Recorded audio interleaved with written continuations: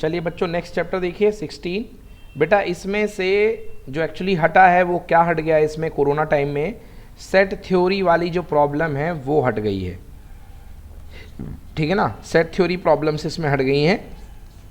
Probability में set theory का भी यूज़ होता है, तो जब मतलब फिर भी इतना कम है तो कुछ खास नहीं, मतलब अपन उनको पढ़ लेंगे।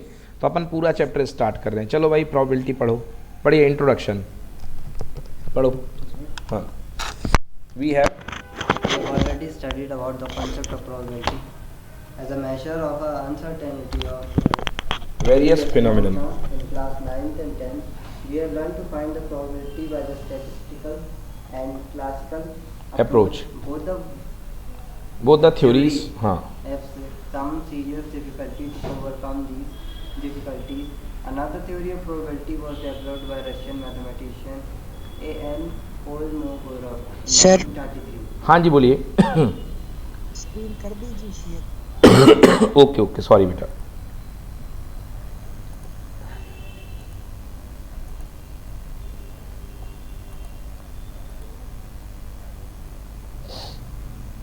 चलिए, तो रशियन मैथमेटिशियन थे जो A.N. कोमोगोरोव, उन्होंने 1933 में एक इन्होंने थ्योरी डेवलप करी है, okay, probability, the theory of probability of discover. To interpret the probability, he laid down some axiom in his books that is called foundation of probability. In order to understand his approach is called axiomatic approach. Axiomatic approach, तो इसको हम axiomatic approach कहते हैं। We must know about few terms like random experiment, sample space, etc. सबसे पहले बात करते हैं बेटा रैंडम एक्सपेरिमेंट क्या होता है। रैंडम एक्सपेरिमेंट, रैंडम एक्सपेरिमेंट मतलब एक ऐसा एक्सपेरिमेंट जिसके रिजल्ट आपको पता ना हो। जैसे आपने कोई सिक्का फेंका तो हेड आएगा या टेल आएगा, बट एग्जैक्टली नहीं पता है कि क्या आएगा। तो ऐसा एक्सपेरिमेंट जिसका आंसर पता ना उसको अपन बोलते हैं क्या, रैंडम एक्सपेरिमेंट। पढ़िए, the experimental activities in which result may not be same when they are repeated under identical conditions are called random experiment. ऐसे एक्सपेरिमेंट जिनको बार बार रिपीट करने पर उनके रिजल्ट सेम ना हो। मतलब जैसे आप सिक्का फेंक रहे हो तो कभी हेड आ गया, कभी टेल आ गया, फिर हेड आ गया, फिर टेल आ गया, फिर हेड हेड, कुछ भी हो सकता है। तो ऐसे एक्सपेरिमेंट को अपन बोलते हैं random experiment. For example, when a coin is tossed we get head or tail, but we are not sure about the result, okay, whether it is head or tail. तो इसको बोलते हैं अपन random experiment. Example, tossing of a coin, rolling of a dice, drawing of a card from the back of card, example of random experiment, ये सारे। Next, outcomes. A possible result of random experiment is called outcome. लेगा जैसे कि आप एक die throw करते हो तो आपके पास 1 2 3 4 5 6 आता है, ये एक आउटकम है। अब बात बच्चों करते हैं सैंपल स्पेस। सैंपल स्पेस क्या था, the set of all possible outcome in a random experiment is called sample space. जैसे एक्सपेरिमेंट है रोलिंग ऑफ अ डाई, तो सैंपल स्पेस बनेगा वो 0 1 2 3 4 5 6। टॉसिंग ऑफ ए कॉइन है हेड कॉमा टेल। अब बात करते हैं इवेंट क्या होती है, what is event. Every subset of a sample space is called event. बेटा लिखो कॉपी में, इवेंट, इवेंट की definition what, it is the subset of sample space. Every subset of sample space is called event. Sample space क्या होता है, all outcomes, like पासा फेंका तो 1 2 3 4 5 6, ये पासे के आउटकम्स है। अब इसमें से आपने एक छोटा सा सेट बना लिया, सपोज आपने सेट बनाया 3,4, तो ये क्या है, इसका सबसेट है कि नहीं है, तो ये क्या कहलाएगी, इवेंट कहलाएगी, ठीक है। तो ये क्या कहलाएगी, इवेंट कहलाएगी। Example, when a fair coin is toss sample space equal to H T, then event A equal to H and event B equal to T. Head का आना, where A is an event of getting head and B is the event of getting tail. When a die is rolled sample space equal to 1 2 3 4 5 6। चलिए अब बात करते हैं occurrence of a event. Let E be an event of an experiment and O is the outcome, then if the outcome is such that O is the subset of E, okay, O is the subset of E, we say that the event E has occurred, ठीक ना। if the outcome is such that O is the subset of E, मतलब कि O जो है O कोई outcome आया है और E जो है इवेंट एक्सपेरिमेंट का। let E be an event from an experiment and O be the outcome if the outcome is such that O belongs to the E, then we say that event E has occurred. For example, if a coin is tossed, the sample space S equal to HT, let E be the event of getting head. If head comes, then we say that E has occurred. अगर ई head आने की event थी और head आ गया तो हम कहेंगे yes event हो गई, ई हैज़ अकर्ड। तो ये पहला केस हुआ।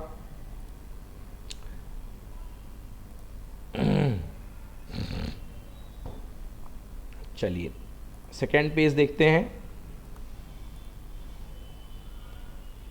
टाइप्स ऑफ इवेंट, बहुत सिंपल चैप्टर है बच्चों ये। अब टाइप्स ऑफ इवेंट हम पढ़ने वाले। नंबर 1 सिंपल इवेंट और एलिमेंट्री इवेंट। पढ़ो बेटा an event. An event is called a simple थोड़ा इधर आओ और तेज पढ़ो। An event is called a simple event if it has only one element of the sample space. Example, when a coin is tossed, the sample space is equals to head tail, head tail. Okay, set of head and tail. A is the event of getting head equal to 1 और ये इसमें कितना है, tell, एक में 1 है, समझ गया ना।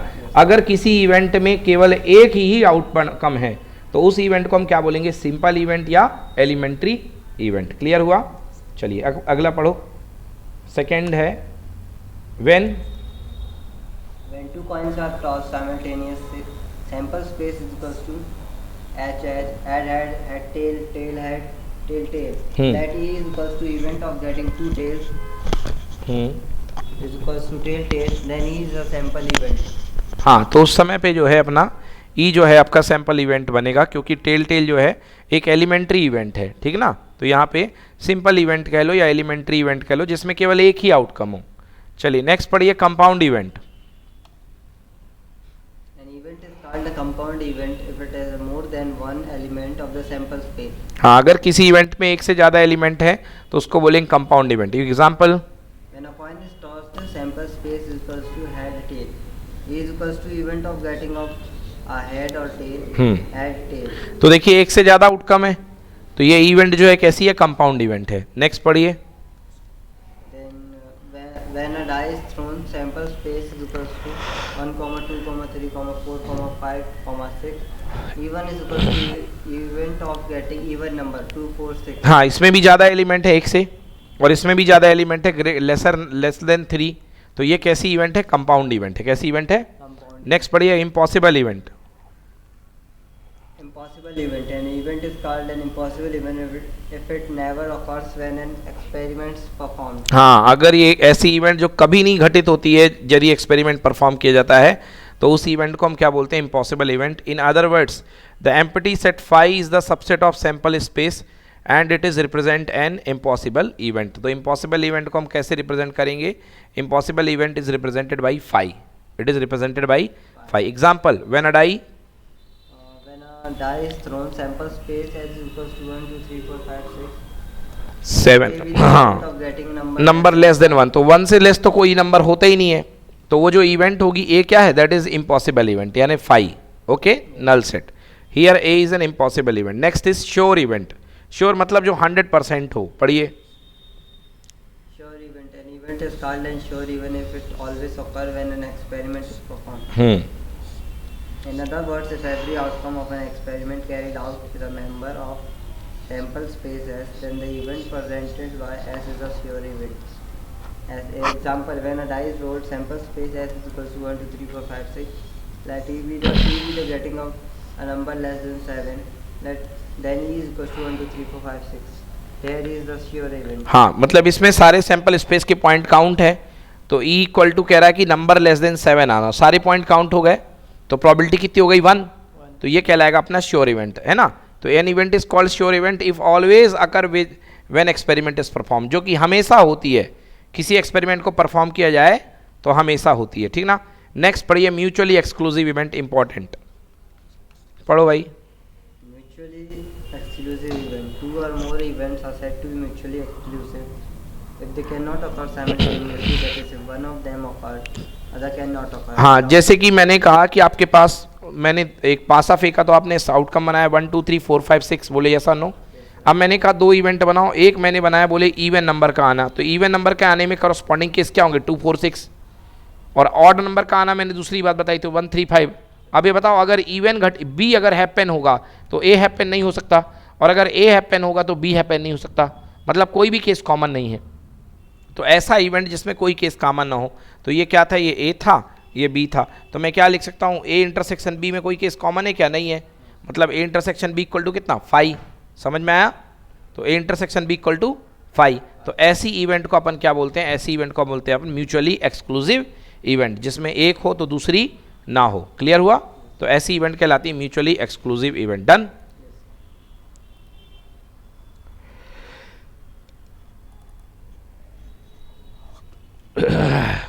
Yes, sir. चलिए पढ़िए। हाँ, एग्जॉस्टिव इवेंट्स पढ़िए। Exhaustive event, Exhaustive events. Two or more events are said to be exhaustive if their union is the sample space and at least one of them must necessarily occur whenever the experiment is performed.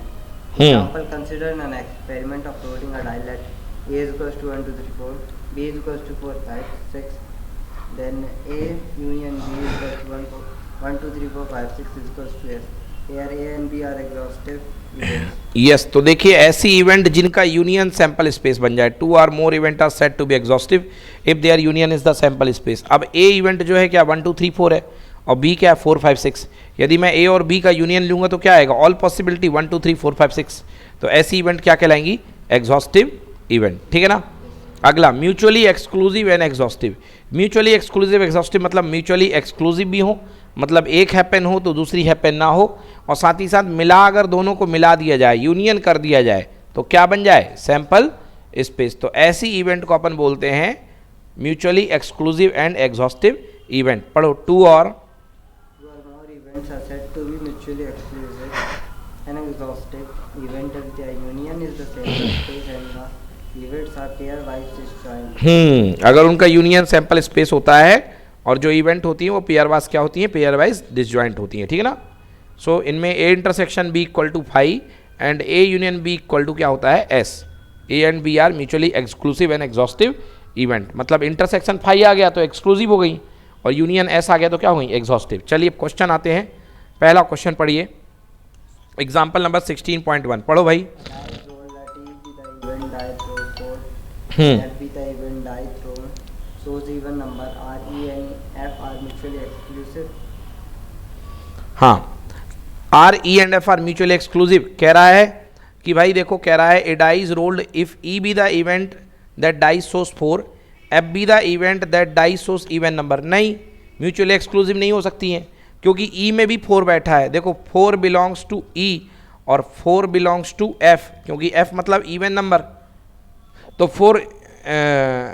4 जो है dies shows 4 तो 4 है, साथ ही 4 किस में आएगा, even number में भी आएगा। तो क्या ये म्यूचुअल एक्सक्लूसिव होंगे, नहीं। म्यूचुअल एक्सक्लूसिव का मतलब होता है दो इवेंट का इंटरसेक्शन क्या हो, फाई, मतलब ई और एफ में कोई कॉमन नहीं होना चाहिए, तब म्यूचुअल एक्सक्लूसिव होता है। बट यहाँ ई और फाई एफ में कौन कॉमन है, 4, तो ये म्यूचुअल एक्सक्लूसिव नहीं होगा। नेक्स्ट क्वेश्चन पढ़िए, अगला question 16.2। A die is thrown, describe the following events. A एक डाई थ्रो किया गया है, आपको इन इवेंट को बताना है। ए लेस देन 7। चलिए इस क्वेश्चन को करिए, कॉपी निकालिए, क्वेश्चन करिए।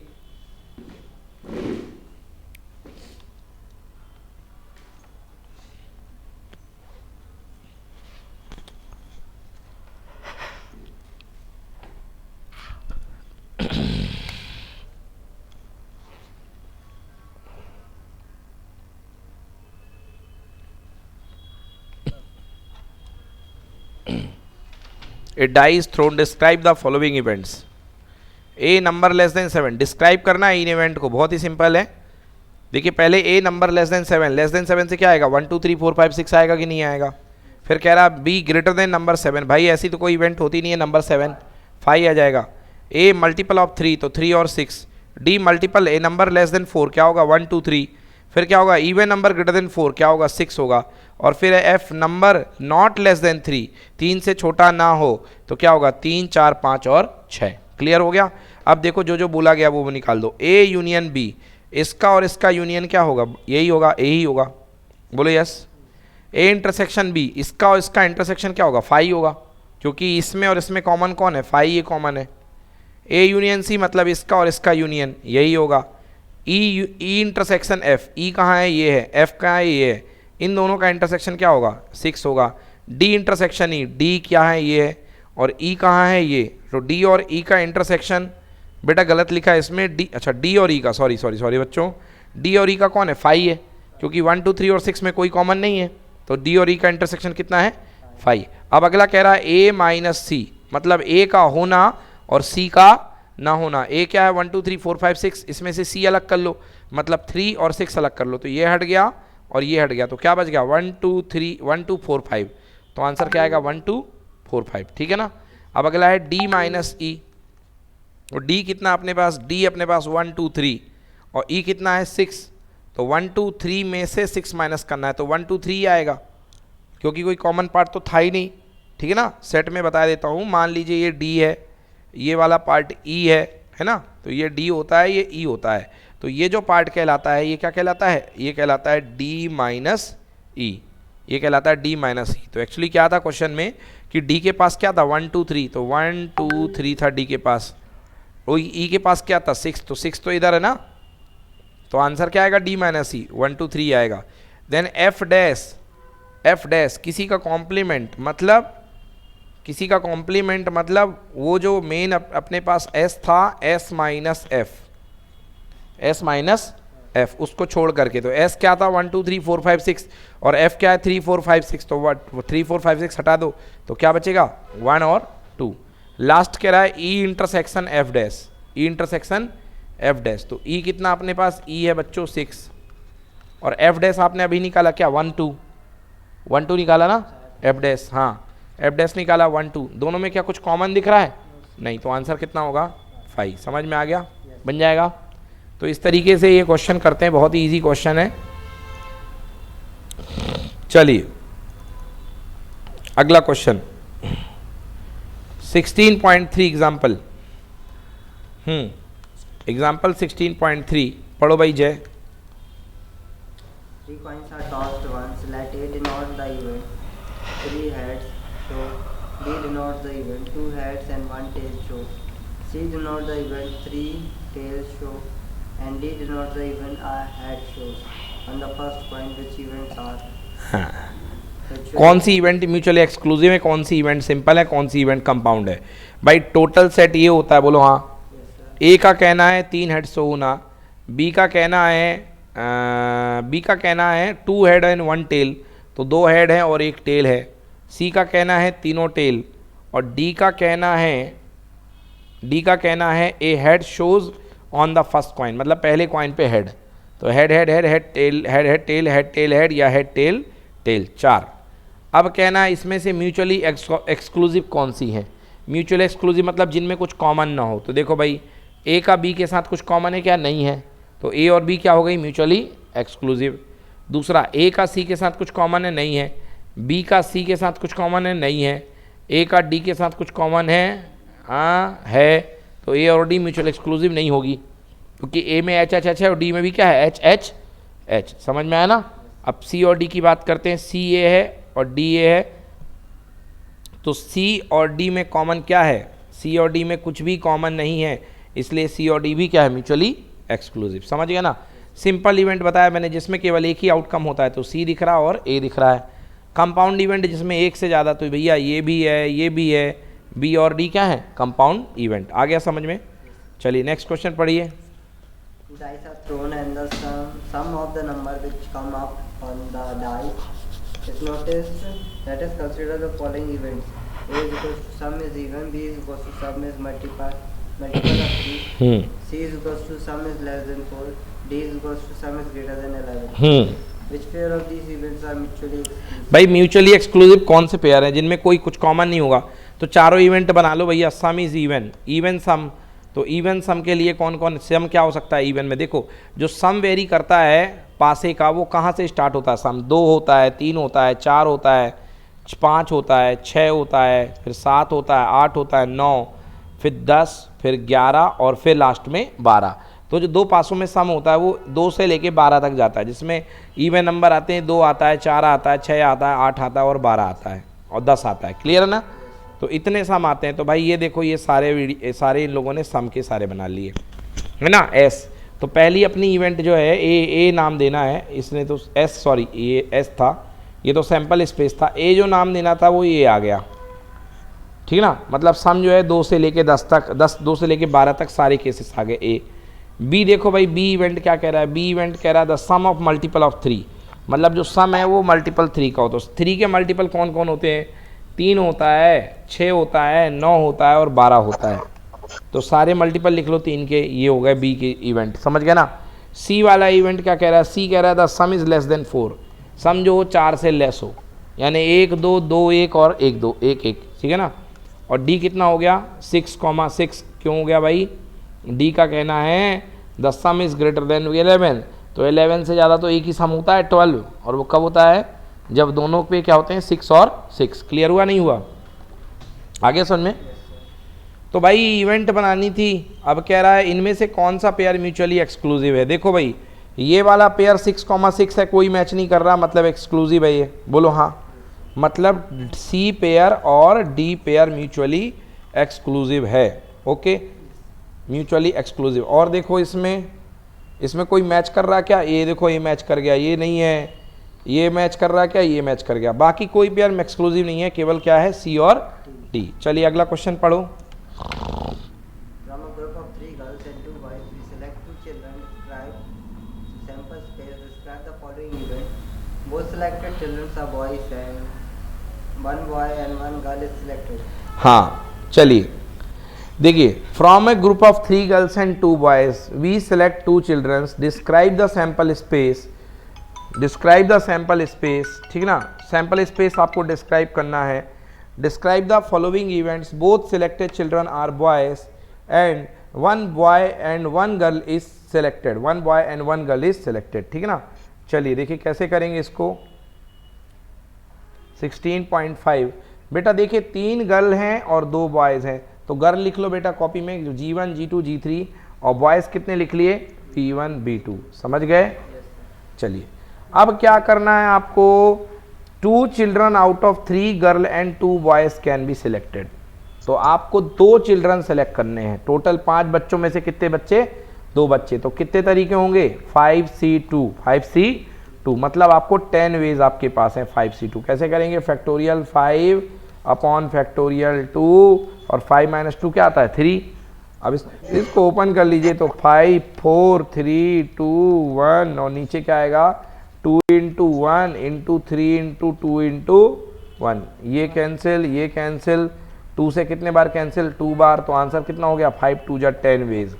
तो टोटल मतलब की सिलेक्शन के कितने वेज हैं 10 वेज, ठीक है ना। अब कह रहा है इवेंट बनानी है, ये तो हमने टोटल तरीके निकाल लिए कि कितने तरीके हो सकते हैं। अब हमको इवेंट बनानी है कि सिलेक्ट कीजिए। देखिए तो कह रहा है तो सैंपल स्पेस कितना बनेगा, 10 आउटकम बनेंगे, टोटल 10 आउटकम बनेंगे। देखिए किस तरीके से 10 आउटकम आपको बना करके वहीं पे लिखना पड़ेगा। G1 G2 girl 1 girl 2 girl 1 girl 3 girl 1 boy 1 boy 2 boy 1 girl 1 girl 1 boy 1 girl 2 boy 1 girl 3 boy 2 girl 1 boy 2 girl 2 और बॉय 2 गर्ल 3, ये टोटल आपके सैंपल स्पेस 10 हो गए। क्योंकि 5 में से आपको 2 बच्चों को सिलेक्ट करना था, तो आप ऐसे सिलेक्ट कर सकते थे। चलिए अगला, even the event that both selected children are boys. अब इनमें से देखो दोनों बॉयज की इवेंट क्या बनेगी, यही तो बनेगी। और दूसरा कह रहा है the event 1 boy and 1 girl is selected, तो एक बॉय हो एक गर्ल हो, समझ गए ना। तो बताइए देखिए एक बॉय और एक गर्ल कहाँ कहाँ पर है, ये है बॉय गर्ल, ये है बॉय गर्ल, ये है बॉय गर्ल, ये है बॉय गर्ल, ये है बॉय गर्ल और ये है बॉय गर्ल। तो टोटल कितने केस हैं बॉय और गर्ल के, 6 केस। कितने केस हैं 6 केस, समझ गए ना। तो ये देखो 1 2 3 4 5 6। अगर इसी बात पे यहाँ पर यदि प्रोबेबिलिटी निकालने को बोल दी होती कि दोनों बॉय होने की प्रोबेबिलिटी निकालो, तो दोनों के बॉय होने के फेवरेबल केसेस कितने हैं 1, और टोटल केसेस कितने 10, तो आंसर क्या आता 1/10। तो बच्चों प्रोबेबिलिटी का फॉर्मूला लिख लो, PA = favourable outcome upon total outcome. तो यहाँ पे अगर बोला होता है कि प्रोबेबिलिटी निकालिए दोनों बॉयज़ हों, तो आंसर 1/10, एक बॉय हो एक गर्ल हो, आंसर 1 2 3 4 5 6, तो आंसर होता कितना 6/10। ठीक है, क्लियर हुआ। चलिए अगला क्वेश्चन, एग्जाम्पल 16.6 पढ़िए। 3 points are tossed. Describe 3 events which are mutually exclusive and exhaustive. चलिए तो आपको उनको 3 ऐसी इवेंट बनानी है जो म्यूचुअली एक्सक्लूसिव और एग्जॉस्टिव हो। सबसे पहले सैंपल स्पेस बना लो 8 आउटकम का। अब 3 इवेंट अपने आप से डिजाइन करो, एक ले लो HHH, एक ले लो TTT, ले लिया, और एक बाकी के बचे हुए इसको और इसको छोड़ करके जो बाकी के बचे हुए पूरे ले लो। तो ये क्या है, इनमें से कोई रिपीट नहीं हो रहा, मतलब किसी का भी इवेंट का अगर फाई देखा जाए इंटरसेक्शन तो क्या आ रहा है, 0। तो ये क्या है, म्यूचुअली एक्सक्लूसिव है।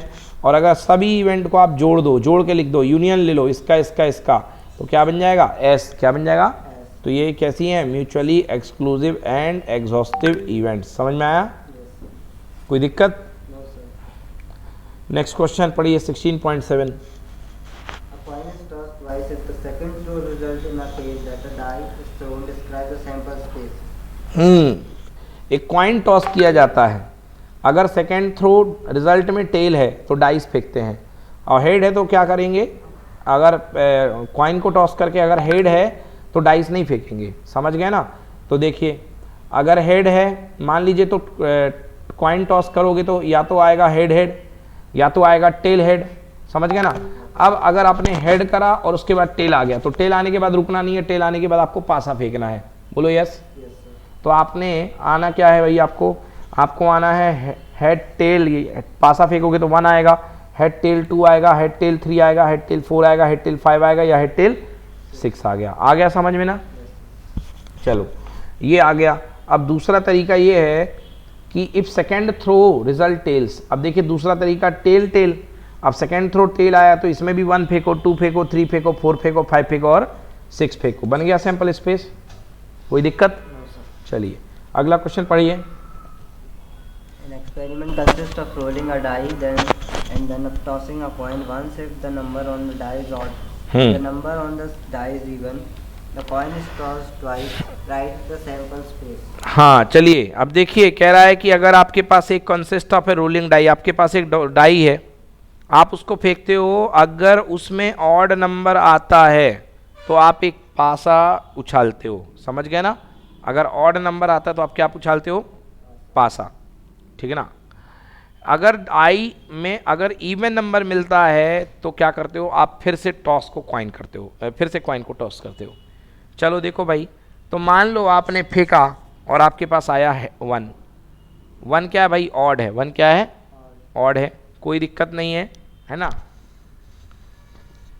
और 1 ऑड है तो आपका क्या कह रहा है कि जैसे ही कॉइन में अपने पास, जैसे डाई में आपका ऑड नंबर आता है ना, आपको क्या करना है, एक कॉइन को उठा के टॉस करना है। तो 1 आया, आपने टॉस किया तो 1 पे या तो हेड आ गया, 1 पे या तो टेल आ गया। अब ऑड में अगर 3 आता तो फिर से 3 पे हेड आता या 3 पे टेल आता। अगर 5 आ जाता तो 5 पे हेड या 5 पे टेल। समझ गए ना? अब कह रहा है कि यदि इवन नंबर आए तो एक सिक्के को 2 बार उछालते हो। तो इवन नंबर आया मतलब 2 आया, तो 2 आएगा तो 2 बार उछालोगे, तो या तो 2 हेड हेड बन सकता है, या तो 2 हेड टेल बन सकता है, या तो 2 टेल हेड बन सकता है, या 2 टेल टेल बन सकता है। बोलो यस। 4 आया तो इसमें भी 4 बन सकते हैं, 4 head head, 4 head tail, 4 tail head, 4 tail tail, done. और 6 आया तो इसमें भी 4 बन सकते हैं। तो ये हो गया आपका एग्जाम्पल। ठीक है ना? Any problem? चलिए बच्चों, तो ये आज के लिए इतना ही। कल अभी करके लाइए आप, इसके क्वेश्चंस बहुत इजी हैं। स्टार्ट करते